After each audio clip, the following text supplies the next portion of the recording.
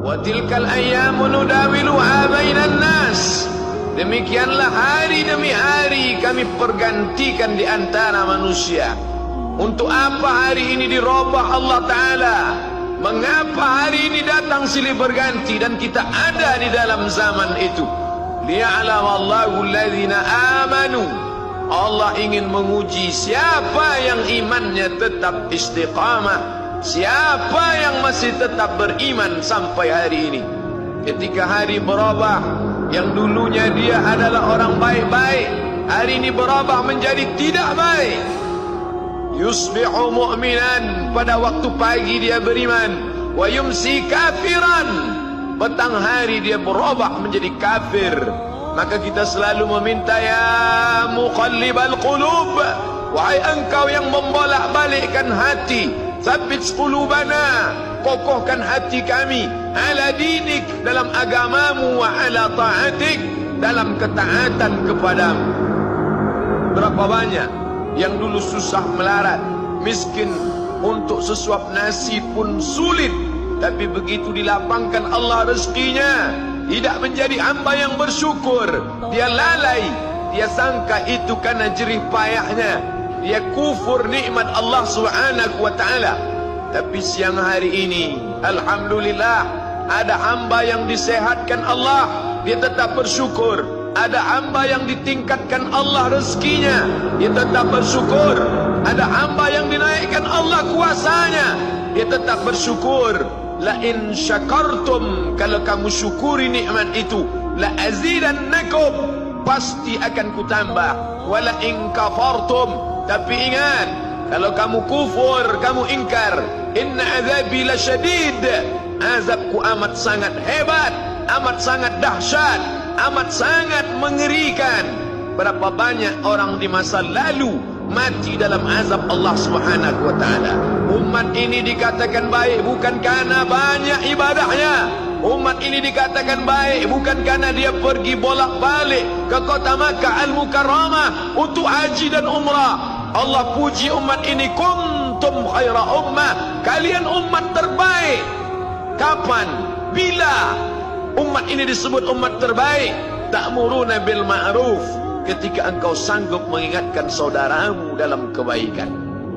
Pagi ingatkan tentang siang, siang ingatkan tentang petang, petang ingatkan tentang malam, malam ingatkan bahwa esok pagi kita tetap berbuat baik. Wa tanhauna 'anil munkar, larang mereka dari perbuatan mungkar. Maka hari-hari yang sudah kita lewati di masa yang lalu, sanggupkah akan pulang kembali? Pepatah Arab mengatakan, lan tarji'al ayyamul lati madat, yang lalu tak dapat terulang kembali. Apakah semua itu berlalu begitu saja? Tidak ada yang percuma, tidak ada yang sia-sia. Semua akan diminta pertanggungjawaban di hadapan Allah Subhanahu wa ta'ala. Sejak kita tegak di atas muka bumi ini, sejak kita diberikan nafas, diberikan hidup, diberikan nyawa, maka sejak itu kita ditanya, apa khalaqnakum abatha? Apakah kalian kami ciptakan sia-sia? Apakah kamu semua menduga bahwa kami menciptakan kamu, lalu kamu tidak akan kembali menghadap kami? Semua akan diminta pertanggungjawaban di hadapan Allah Subhanahu wa ta'ala. Tidak ada kata yang dapat terucap dari lidah orang beriman selain ucapan astaghfirullahaladzim. Ampunkan segala dosaku di masa yang lalu. Aku lalai dan lupa ya Allah. Kami termasuk orang-orang yang menghilangkan usia kami ya Allah. Kami tak tahu ke mana umur kami selama ini. Berapa jam untuk perbuatan dosa, berapa untuk perbuatan maksiat. Padahal ketika tiba masanya, kami semua akan menghadapmu, dan pada saat itu tidak ada yang lepas daripada pengawasan. Inna alaikum lahafizin, bersama kamu ada malaikat hafazah kiraman mulia, katibin mencatat, ya'lamuna ma taf'alun, dia tahu semua yang kamu lakukan. Betapa waktu-waktu yang lalu itu tak dapat kita tebus dengan apapun selain kita perbaiki di masa yang akan datang. Tingkatkan kualitas salat berjamaah, tingkatkan membaca Al-Quran. Andai usia kita sudah lanjut, tak dapat kita jemput, maka kita didik anak cucu generasi akan datang menjadi generasi yang Qurani dan Islami. Sab'atun yudhilluhumullah, ada 7 di antara yang dapat naungan Allah. Yauma la dhilla illa dhilluh, hari itu tidak ada naungan kecuali naungan Allah Subhanahu wa taala. Di antara yang mendapat naungan itu adalah syabun, anak muda, nasya'a fi ibadatillah, anak muda yang tumbuh beribadah kepada Allah Subhanahu wa taala. Andai masa muda kita penuh dosa, andai masa muda kita penuh narkoba, andai masa muda kita penuh zina, wal iyadzu billah wa na'udzu billah, jangan sangka Allah tutup pintu taubat. Innallaha la yaghfiru an yushraka bihi, Allah tak terima taubat orang yang mempersekutukannya. Wa yaghfiru ma duna dzalika liman yasha, tapi taubat selain itu diterima, dibukakan Allah Ta'ala. Mari perbaiki anak menantu, cucu, kawan, sahabat, andai talat, ajak ke jalan Allah Subhanahu wa taala. Itulah salah satu memperbaiki yang masa lalu, kita perbaiki di masa yang akan datang. Di antara tujuan Allah mengapa dia buat kita masih hidup di akhir tahun ini, ya'lamallahu allazina amanu, Allah menguji siapa yang masih tetap dalam istiqamah iman dan Islam. Tujuan kedua, mengapa Allah buat kita hidup sampai hari ini?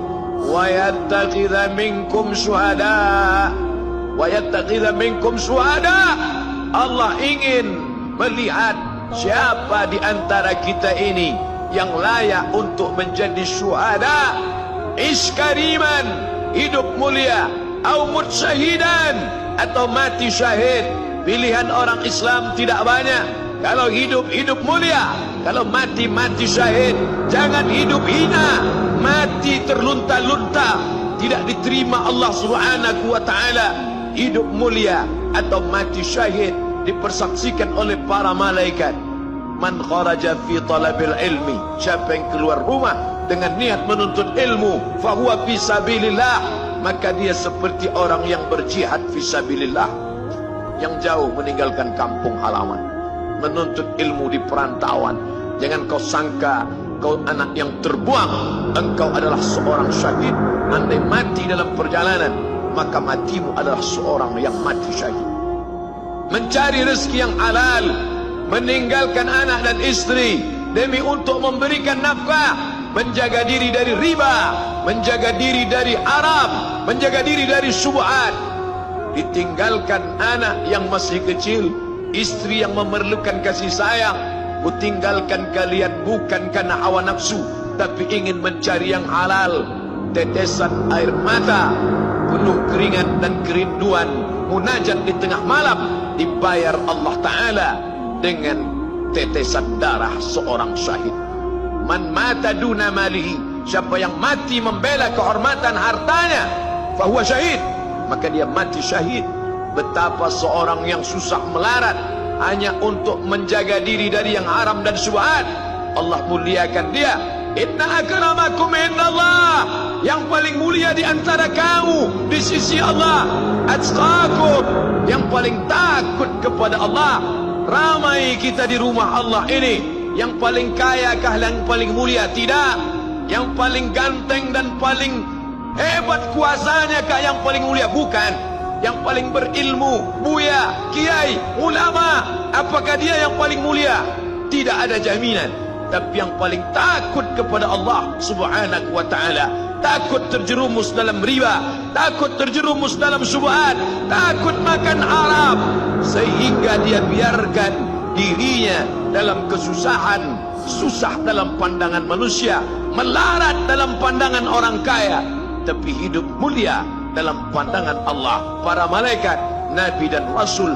Hari ini orang itu dikatakan bodoh, hari ini dia dikatakan goblok, hari ini dia dikatakan kamu tolol sekali. Mengapa tidak kamu pakai kekuasaanmu? Mengapa tidak kamu pakai kesempatan? Hidup hanya sekali, pakailah sesuka hati. Tapi dia takut kepada Allah Subhanahu wa ta'ala. Pagi dan petang dia katakan, Allahumma ajirna minan nar, Allahumma ajirna minan nar, Allahumma ajirna minan nar. Selamatkan kami, aku, istriku, anakku, keluargaku dari api neraka ya Allah. betapa kehidupan yang singkat